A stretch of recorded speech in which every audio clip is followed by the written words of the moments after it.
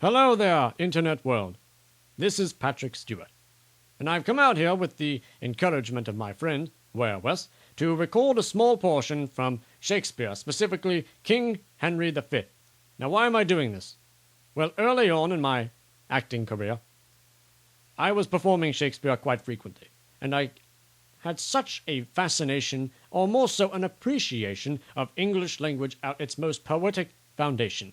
And I have to say that a lot of people tend to revisit Shakespeare from time to time, but I'm revisiting it for personal reasons, and I would also like to say, foremost, that these particular portions come from a play that is inspiring, exhilarating, and yet still touching on many levels. Many people, I think, can attune to it on whatever it is that you fancy in the realm of fiction, or merely just an adaptation of events put into inspiring words.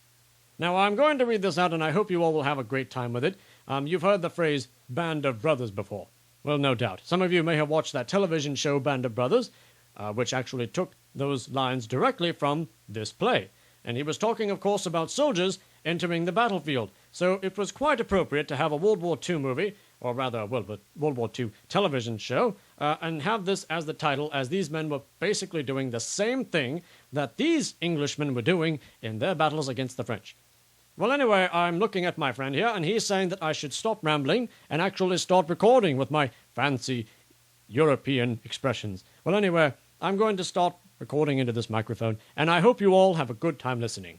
Oh, and I suppose you wouldn't believe me if I didn't decide to start with a Star Trek reference here, so let's do this. Worf, engage. What's he that wishes so?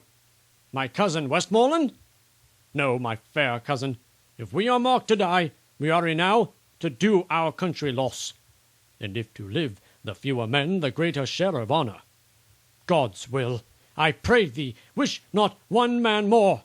By Jove, I am not covetous for gold, nor care I, who doth feed upon my cost. It yearns me not, if men my garments wear. Such outward things dwell not in my desires. But if it be a sin to covet honour, then I am the most offending soul alive. No. Faith, my coz, wish not a man from England. God's peace. I would not lose so great an honour, as one man more, methinks, would share me for the best hope I have. Oh, I do not wish one more. Rather proclaim it, Westmoreland, through my host, that he, which hath no stomach to this fight, let him depart. His passport shall be made, and crowns for convoy put into his purse. We would not die in that man's company, that fears his fellowship to die with us. This day is called the Feast of Crispian. He that outlives this day and comes safe home will stand a tiptoe when the day is named, and rouse him at the name of Crispian.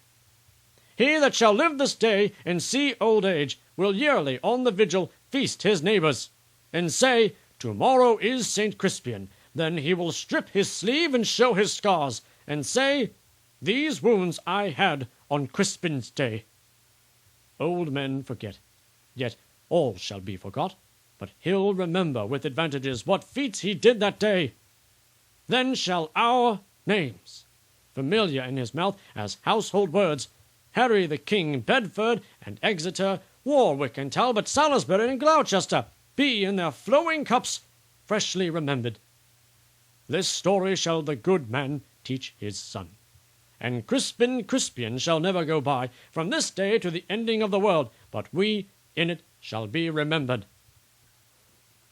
We few, we happy few, we band of brothers. For he today that sheds his blood with me shall be my brother, but he never so vile, this day shall gentle his condition. And gentlemen in England now abed shall think themselves accursed they were not here, and hold their manhoods cheap, whilst any speaks that fought with us upon St. Crispin's day.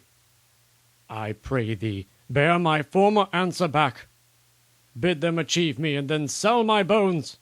Good God, why should they mock poor fellows thus?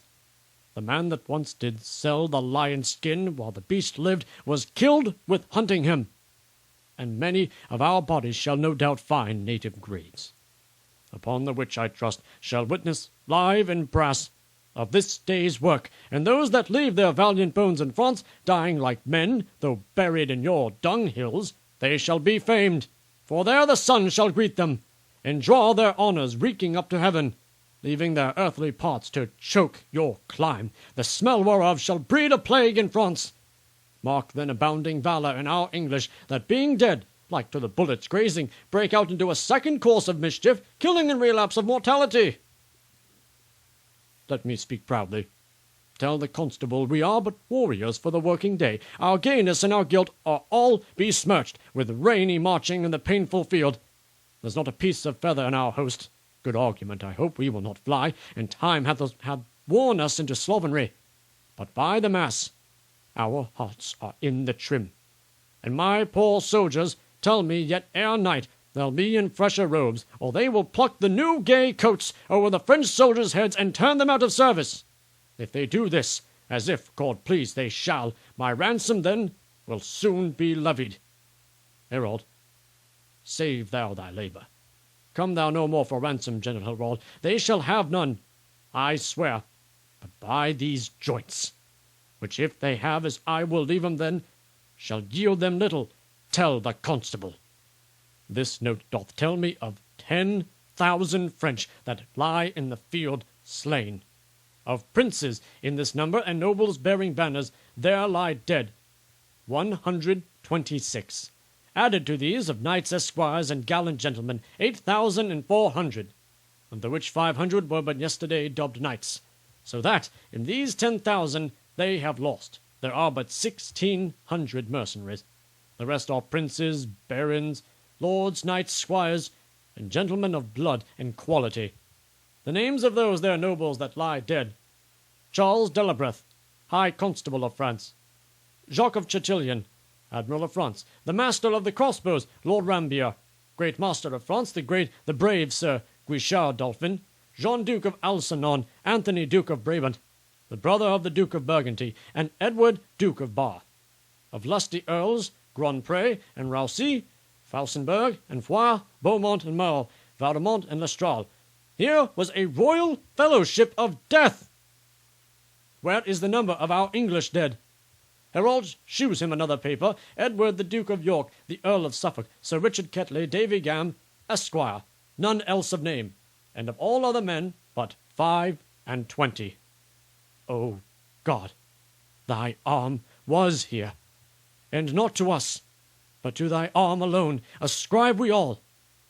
Then without stratagem, but in plain shock, and even play of battle, was ever known so great, and little loss on one part and the other. Take it, God, for it is none but thine.